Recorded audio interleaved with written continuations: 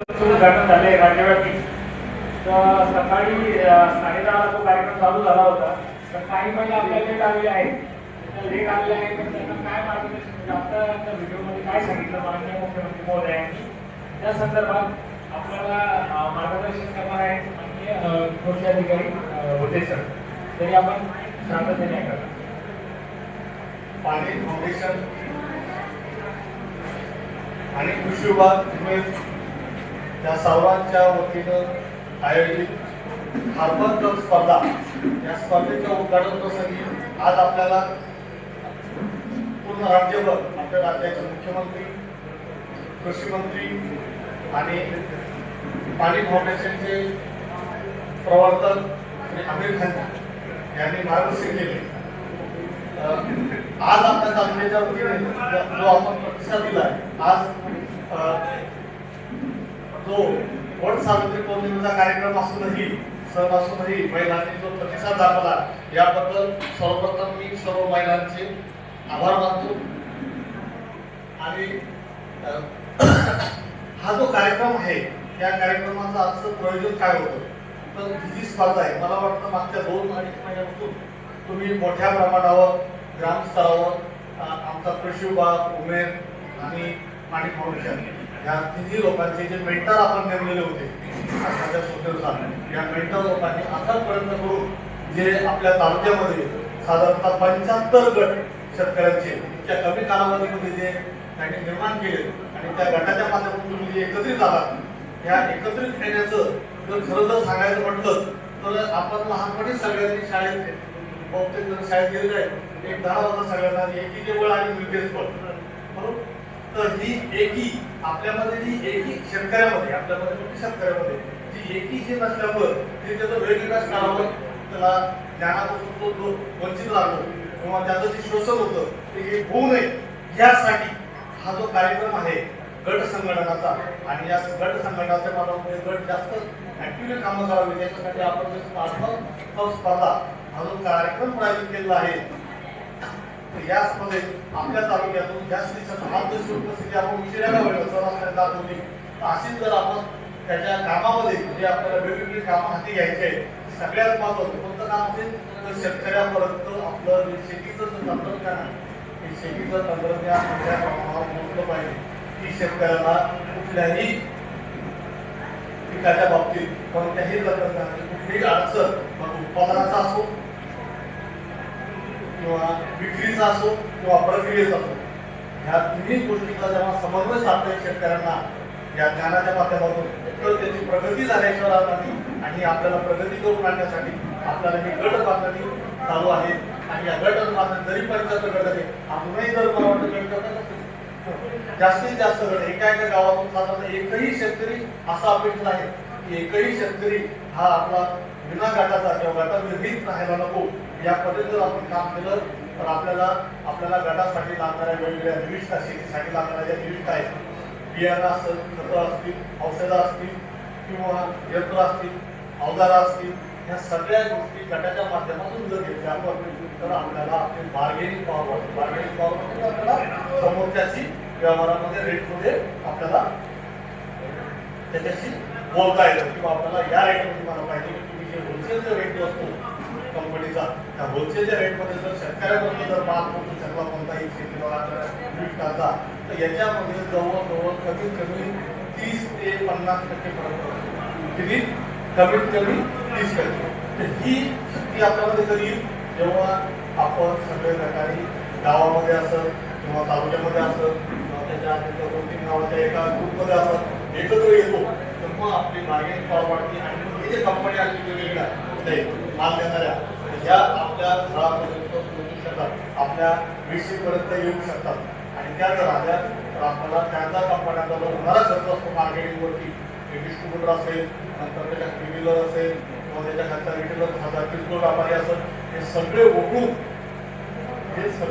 जेव्हा त्याला माल द्यायची पाळी येते सोपं जातं त्याचा जो खर्च आणि त्याचा नफा हा सगळा वाचल्यामुळे तो नफा हा आपला तो आपल्यापर्यंत पोहोचवू शकतो जेणेकरून आपल्याला तो ती वस्तू किंवा ते खत किंवा ती औषधी आपल्याला त्या प्रमाणात स्वस्त मिळू शकते. जर वस्तू स्वस्त मिळाल्या त्या जितकं जर आपल्याला स्वस्त मिळाल्या तर नक्कीच आपलं उत्पन्न सरळ एक तर तुम्ही उत्पादन खर्च कमी करा आणि उत्पन्नाचा रेटही उत्पादन वाढवणे.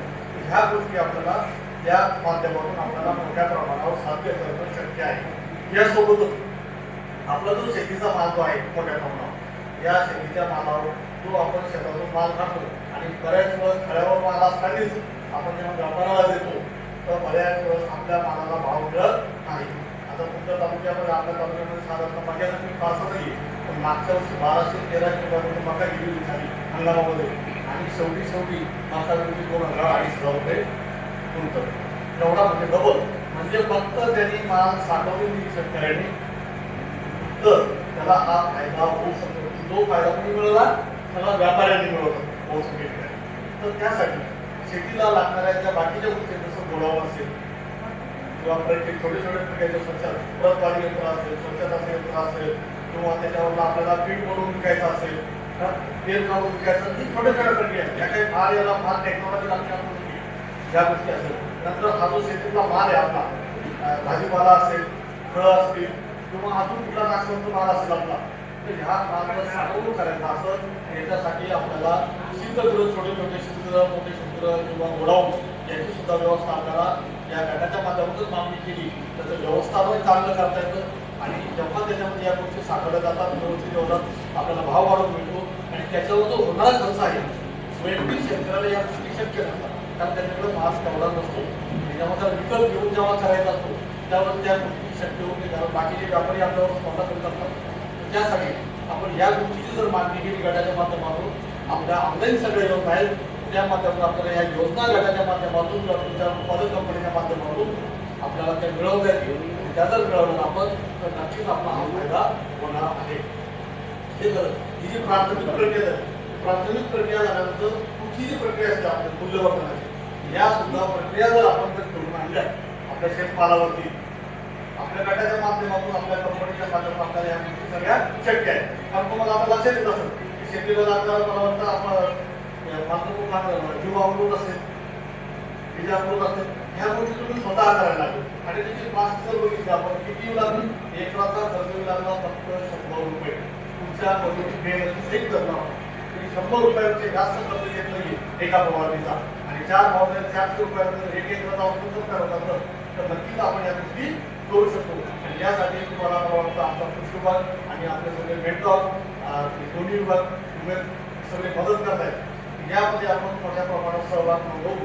आपला यावर्षी आपल्या ज्या निविष्ठा लागणाऱ्या शेतीला या आंदोलनाच्या धर्तीवरती अडचणी वाटल्या आपल्याला या निविष्ठा जर आपण स्वतः तयार केल्या तर नक्कीच आपलं उत्पादन वाढेल. कारण आपला खर्च कमी होणार आहे आणि खर्च कमी झाल्यामुळे आणि योग्य वेळी जर आपलं घरचं औषध असेल तर ते वापरल्यामुळं आपलं उत्पादनाच्या दर्जा आणि उत्पादनाची वाढ ही चांगल्या प्रकारे निश्चितच होणार आहे. यासोबतच आजच्या कार्यक्रमामध्ये एक मोठा पण त्यांनी दिला आहे आपल्याला सांगितले. कारण जो आलनिनो आहे यावर्षी आलनिनो सगळं म्हणतात हे वाऱ्याचा एक प्रकार आहे. हे वारा दर 2-4 वर्षांमध्ये एकदा या पद्धतीने येते आणि सगळ्या जगामध्ये दुष्काळ किंवा पावसाचे कुठं करून जातं. तर याच्यावर जर मात करायची असेल आपल्याला याच्यावर मात कशासाठी करायची तर आपलं उत्पादनामध्ये खंड पडायला नको, आपल्या उत्पादनामध्ये कमतरता यायला नको. यासाठी आपल्याला पाण्याची आणि जमिनीचं संरक्षण करावं लागतं. आणि पाण्याचं संरक्षण जर करायचं असेल, पाणी जर वाढवायचं असेल आपल्याला तर आपल्याकडे जे जुने माती बांध असतील, सिमेंट बांध असतील, पाझर तलाव असतील, अजून कुठल्या प्रकारचं साठवण तलाव असतील त्या साठवण तलावामध्ये याची जर क्षमता जर वाढवली आपण किंवा नदी नाले असतील याची क्षमता जर आपण वाढवली तर नक्कीच त्याच्यामध्ये पाण्याचं साठवण वाढवून याला जो पडलेला प्रत्येक थेट पावसाचा तो जर आपला जास्तीत जास्त साठवला गेला तर आपल्याकडे सिंचनाच्या पाण्याची सोय होते. त्यासोबतच आपण शेतकरी घेतले मोठ्या प्रमाणात शेतकऱ्याच्या माध्यमातून आपल्याला पाणी जर साठवलं गेलं इनोव्हेशन माननीय मुख्यमंत्री साहेब यांच्या हस्ते झालेलं आहे. ह्या व्यस्त शेड्यूलमध्ये आपल्या मागे एवढे कामं असताना सुद्धा माननीय मुख्यमंत्री साहेबांनी वेळ काढून आपल्या या कार्यक्रमाला उपस्थिती दर्शवली त्याबद्दल मी त्यांचे आभार व्यक्त करतो. पाणी फाउंडेशनचे संस्थापक आदरणीय आमिर खानजी सर यांचे सुद्धा मी आभार व्यक्त करतो. आपल्या व्यस्त शेड्यूलमधून उपस्थिती दर्शवून माननीय तालुका कृषी अधिकारी साहेब यांचे सुद्धा मी आभार व्यक्त करतो. आदरणीय झोटे सर यांचे आभार व्यक्त करतो. माझे सर्व सहकारी, उमेद विभाग, कृषी विभाग, आपले सर्वांचे आभार व्यक्त करतो.